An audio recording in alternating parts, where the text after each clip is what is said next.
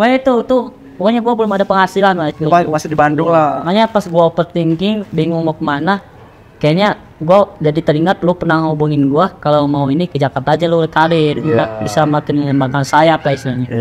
Gue notice itu, gue langsung chat Lutfi, gue mau ke Jakarta nih, mau numpang dulu lah istilahnya gitu. Gue belum tahu mau di mana tinggalnya, gue bilang gitu kan.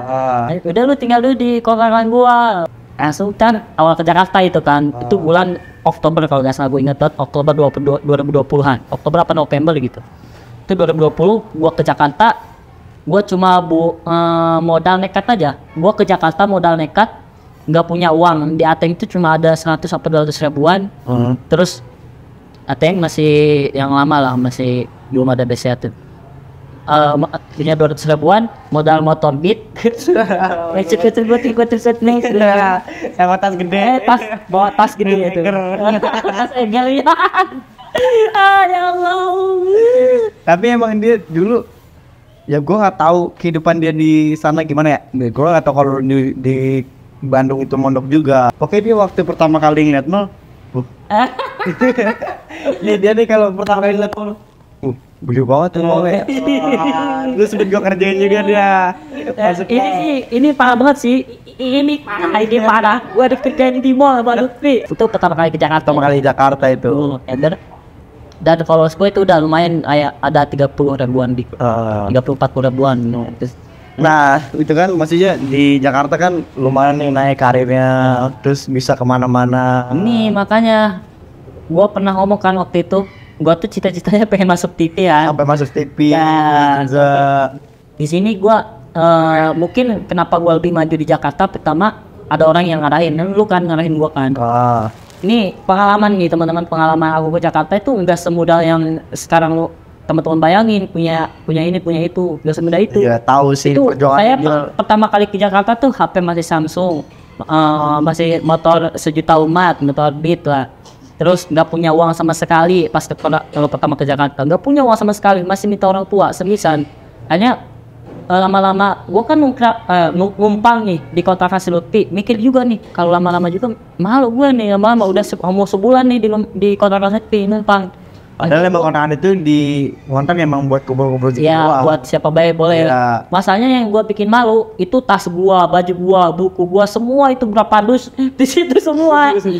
Gue makin lama makin mikir malu juga gue di sini nggak ngapa-ngapain nih. Emang kan gue ngeliat ke lu, kasih gue waktu seminggu gue mau pindah ke kosan, sempat pindah ke kosan. Pindah kosan dulu, baru masjid ya. Gue mau nyari masjid, gue bilang. Soalnya gue waktu di Bandung kan sempet tinggal di masjid tuh pas mau lulus. Akhirnya gue nyari masjid dapet. Woi, gue ini pengalaman gue nih nyari masjid. Kenapa gue pengen tinggal di masjid? Karena pertama kan dalam otak gue, kalau di masjid gue nggak perlu bayar tempat. Betul. Dan yang kedua, gue punya modal nih hafalan Quran. Jadi gue pengen jadi imam. Siapa tahu kalau gue udah jadi imam di kota gitu, ada yang notice, tiba-tiba gue naik ke Istiqlal gitu. Mikirnya gitu dulu. Jalan udah sampai situ. Ya, mikirnya kayak gitu. Akhirnya gue nyari masjid ke Ciputat. Ada Instagramnya, Irman Danu. Gue cek Instagramnya, aktif lah. Aktif. Ada nomor HP-nya, gue kontak. Assalamualaikum, nama saya Ahmad Yudani, saya lulusan S1 Ilmu Al-Quran dan Tafsir. Saya mau di masjid ini masih kosong nggak buat imam? Saya mau jadi imam di sini dan saya pengen sekalian tinggal di sini, selain gitu. Terimalah tuh ceritanya. Terima di situ, keterima. Akhirnya gue tinggal di Masjid An-Nur kan.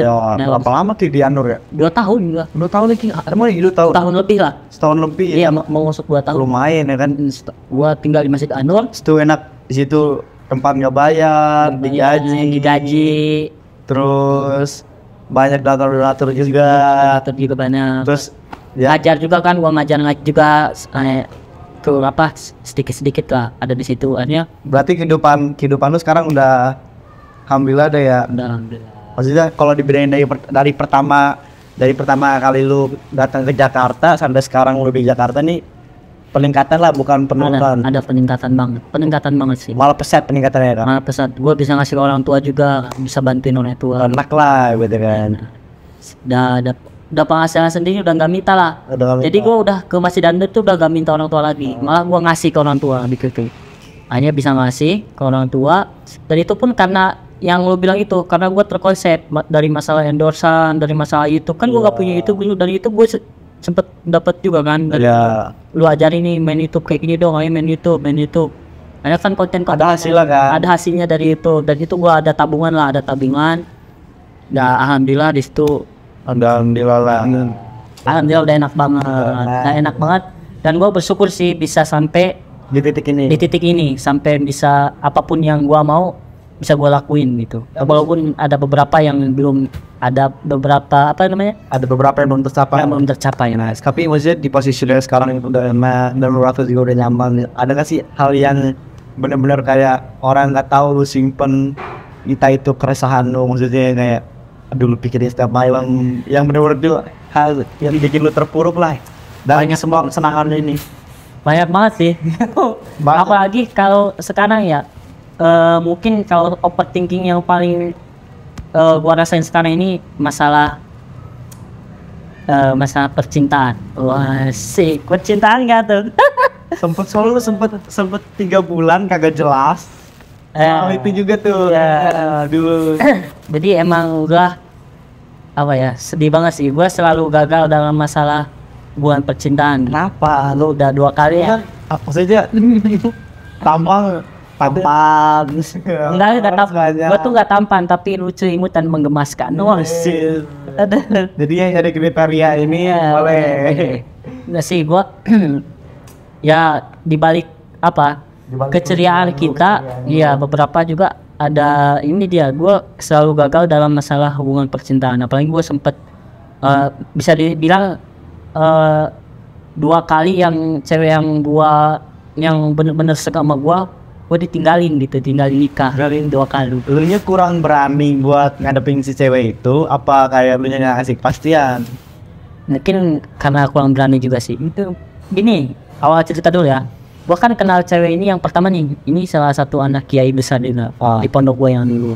Pondok kiai. Iya. Wow, berani banget. Gua sempet deket, jadi deket ini bukan pacaran ya, karena kayak deket aja gitu. Dulu surat-suratan di buku lah. Surat di buku. Ada MTS 3 tahun tuh berhubungan gua. Sampai aliyah gua pindah pondok itu. Kan LDR istilahnya. Oh LDR. Korban LDR berarti lo. Ya, akhirnya kan putus nyambung sampai kuliah gua masih chatan tuh sama yang di pondok ini. Chatan pas lulus kuliah, singkat cerita pas gua lulus kuliah ditanyain gini, udah siap belum buat nikah? Itu pertanyaan. Gua ditanyain kayak gitu. Kan udah lulus, kan bisa kayak gitu tuh secara langsung. Udah siap belum buat nikah? Lu tau sendiri gue lulus kuliah belum punya apa-apa. Enggak, maksudnya emang orang tua dia tahu kalau lu dekat sama. Tahu, orang gue direstuin kalau ini. Udah tahu semua keluarganya tuh udah tahu, adik-adik, anak-anaknya, bapaknya, ibunya udah tahu gue deket. Pas MTS juga setuju dia, pas gue MTS di sana. Lu masih MTS sudah setuju? Udah disetujuin. Gue kan yang gue bilang, gue kalau masalah ngaji kan emang nomor 1. Gue pinter lah itu. Gue ranking pertama terus. Kalau masalah bakal buat nerusin pondok lah. Ya, cikal bakal buat nerusin pondok. Kayaknya pas gue pindah dan lain-lain, kan orang anggapnya gue udah jadi seleb, ya kan, udah 30 ribuan followers, kayaknya udah banyak duit, mungkin udah juga gue sering manggung juga dulu kan, ada tim kafilah gue. Akhirnya tanya pas udah lulus kuliah nih, udah siap nikah belum? Udah apa pada saat itu? Nanti mau dipertimbangkan dulu, gue bilang kan, mau dipertimbangkan dulu, soalnya gue alasan istrinya belum mau nanya ke orang tua dulu. Alasannya? Ya. Padahal emang lu belum siap. Gue nanya ke umi gue. Orang tua gue juga udah tahu semuanya. Orang udah pernah, yang ini pernah ke rumah gue udah pernah ke rumah dia. Ya udah tau lah semuanya.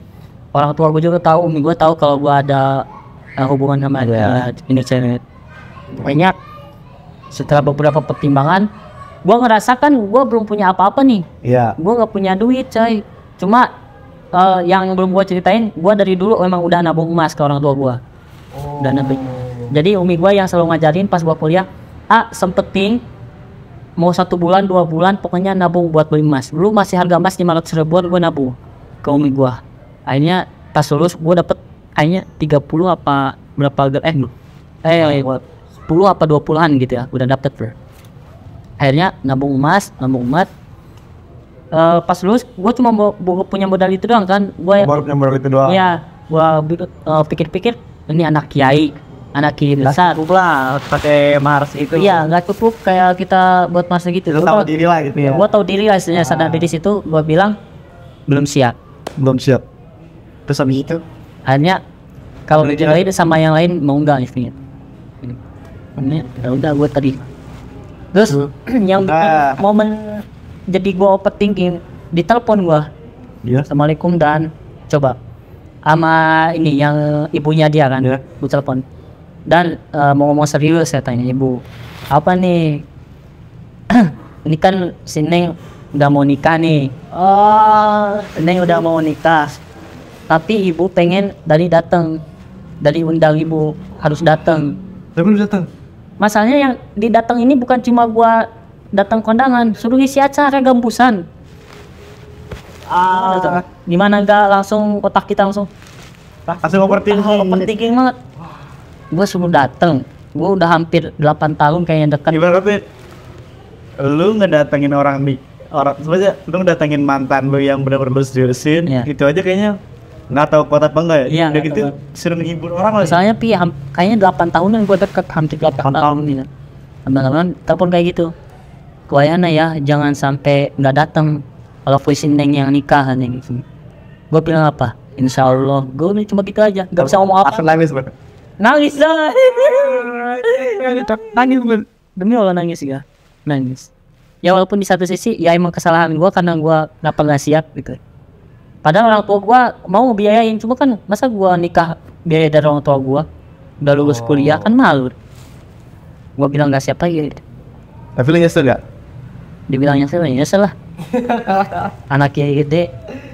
Ya gue udah pernah. Enggak, masalahnya dia itu cinta pertama gue. Gue pertama kali kenal cewek, pertama kali deket sama cewek sama dia. Pertama kali pacaran disebutnya Islam. Dulu bukan pacaran juga sih disebutnya. Tapi nggak pacaran yang kayak galang-galang gitu-gitu ya. Cuma kayak terbatas banget lah. Ya gue punya cewek ini gitu doang. Iya. Surat-suratan kayak gitu-gitu aja, chat-chatan. Akhirnya gua nggak tahu sih itu gimana rasanya. Ya itu. Akhirnya datang kan gua sama The Custom itu. Kalau si Farid datang.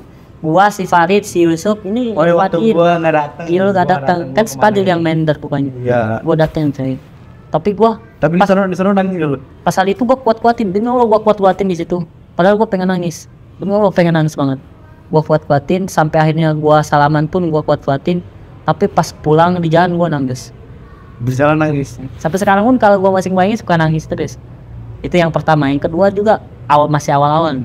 Yang kedua yang baru kemarin banget si Itu tahu banget tuh kan. Tahu. Juga pada tahun 2022. Jadi setelah itu gua kayak ngerasa mendapatkan sosok yang gue udah bisa move on nih, gue bisa move on dan gue mendapatkan gue ini udah ngincer dari udah lama lah, dari followers dia belum banyak gitu. Dia kan ngeduetin gue awalnya ngeduetin sholawat gue di TikTok. Gue notice cewek ini gue notice kayaknya bisa nih kayaknya zaman gue nih kriteria gue gitu masuk lah. Gue notice, gue follow back di IG sama gue follow back di TikTok. Kalau di IG gue follow duluan. Oh di IG yang follow duluan. Follow dia masih berapa ribu, belum sampai 10.000 gue follow. Hanya di follow back, gue nggak ngapa-ngapain setahun, cuma follow back kan dong udah. Hanya ketemu bulan Februari 2022 gue ketemu pertama kali. Itu ada acara di Bandung. Gue ketemu, hanya gue notice, aduh ini gue banget nih. Akhirnya Maret pas habis ketemu makin jadi tuh. Wah makin pede lah. Ini kayaknya gue banget deh. Gue pengen sama ini deh. Terus Maret gue beraniin buat ngatain cinta. Bukan ngatain cinta, pengen taruh. Jadi gue minta pendapat sama teman gue, ada cinta lah, ada si Zando waktu itu, Nindi, si Sanju dan lain-lain.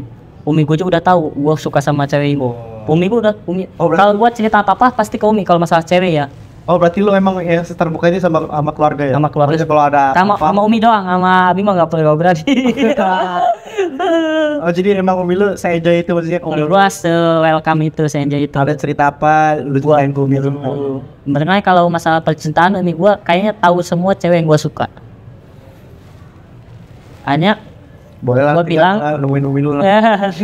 Hanya gua marah berani buat ngatain itu. Malam itu dia ulang tahun. Pas ulang tahun gua bawa kado gede banget tuh. Apa baik gua beli itu. Pokoknya malam ini gua pengen ngatain buat ngajak taruh bulan Maret. Gua ngajak taruh, terus gua nunggu dia kan.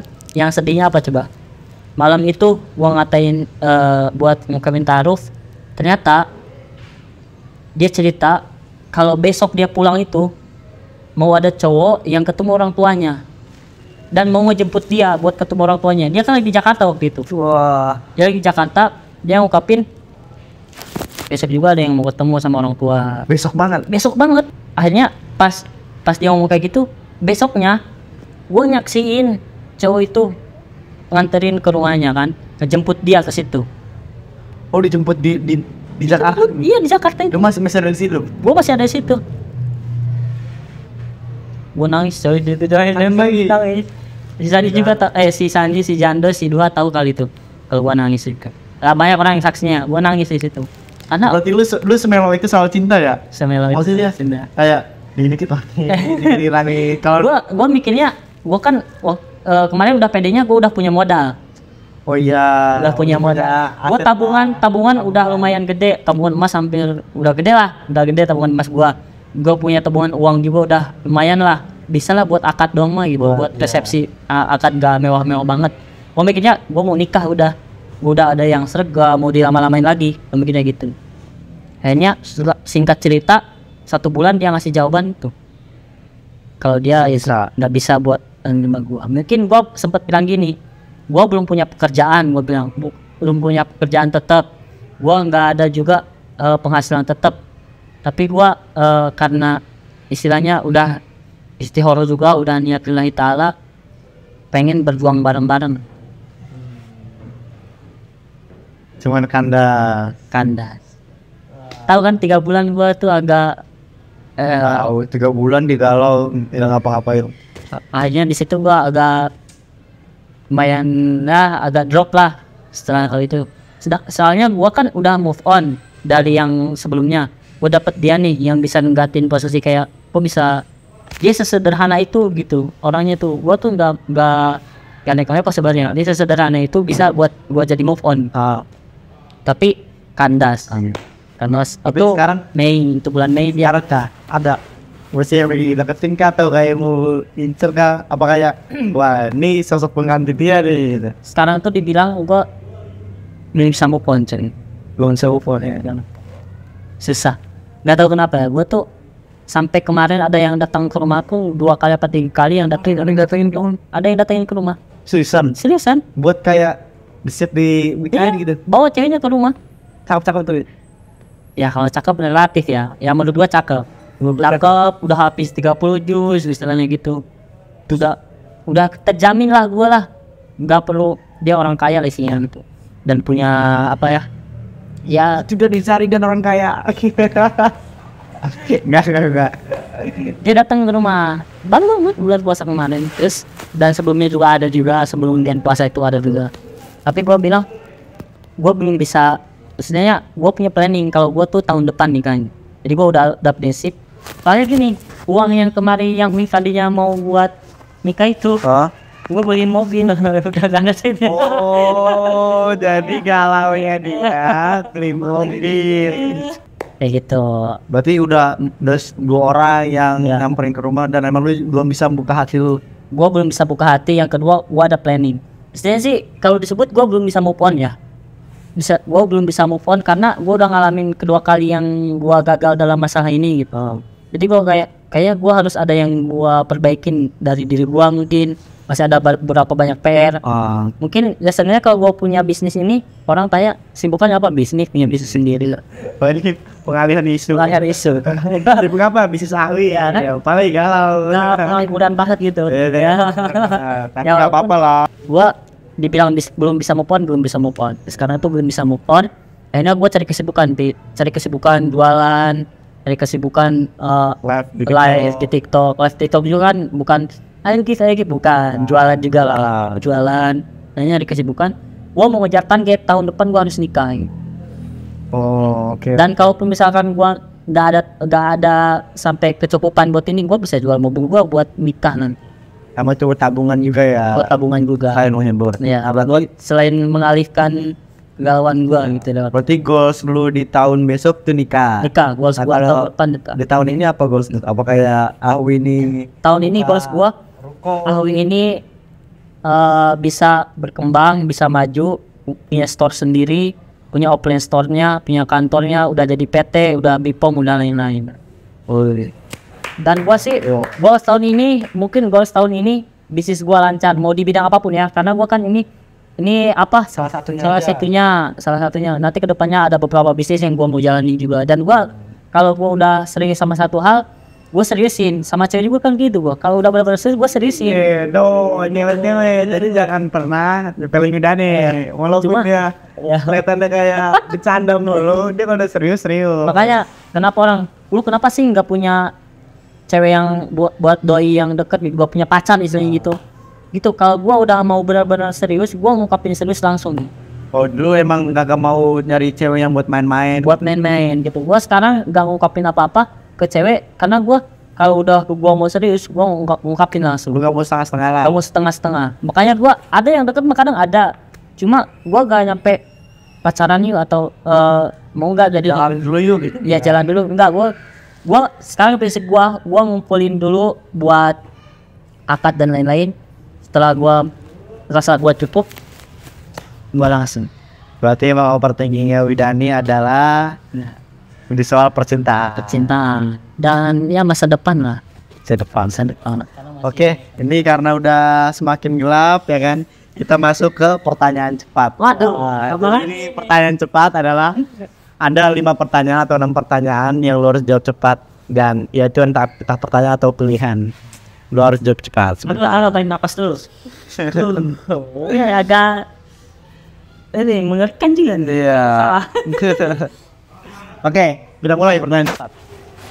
Aku paling benci ketika seseorang berbohong. Oke, udah apapun itu pokoknya kalau bohong. Berbohong. Soalnya gua ngalamin beberapa dalam percintaan tuh karena di awalan dibawa kebohongan. Oke. Nggak jujur. Oke. Kejujuran itu mahal. Kapan terakhir lu nangis dan karena apa? Gua nangis minggu kemarin, men. Ini sebenarnya baru banget gua nangis karena orang tua gua kemarin Assalamualaikum, alhamdulillah tempat ngaji udah mau beres. Tapi ini habis dulu pagar kurang 1 juta uangnya. Cuma mau gimana aja, coba kalau ada transfer ya 1 juta. Kalau nggak ada, gua nggak apa-apa. Gua nangis coy. Ini soalnya ini udah jual emas juga nggak cukup uangnya. Buat acara haul gitu apa? Jadiin jual emas. Ini gua sampai ngejual emas buat pengen tempat ngaji itu segera selesai. Gua ketika baca pian itu langsung alhamdulillah. Iya. Gua kan udah berusaha juga kan, gua buat bantuin kan. Pakai uang gua kalau live di TikTok dapat gift itu gua 100% buat pondok itu sampai 25 juta itu kan gua pernah live di TikTok 15 juta dikasihin, 10 juta dikasihin. Itu buat bangun pondok, mau buat bangun tempat ngaji itu. Akhirnya kemarin terakhir tuh mau penyelesaian tuh ini gua bilang gitu. Gua langsung transfer 1 juta, gua bisa lebihin 100 ribu doang. Lu cuma bisa lebih 100 ribu doang? Itu buat bayar pegawai. Kan sehari 50.000. Oke. Sampai senangis itu nangis banget, nangis. Berarti Widani emang nangisnya dia air matanya nggak sia-sia deh yang dibuang buat orang tua. Kalau gua tuh orangnya di Instagram kelihatan happy banget ya. Cuma gua kalau beberapa masalah gua nggak pernah posting nggak pernah di Instagram kalau di sosial media. Akhirnya nangis buat guys. Oke, lanjut. Taduh. Ustadz apa influencer?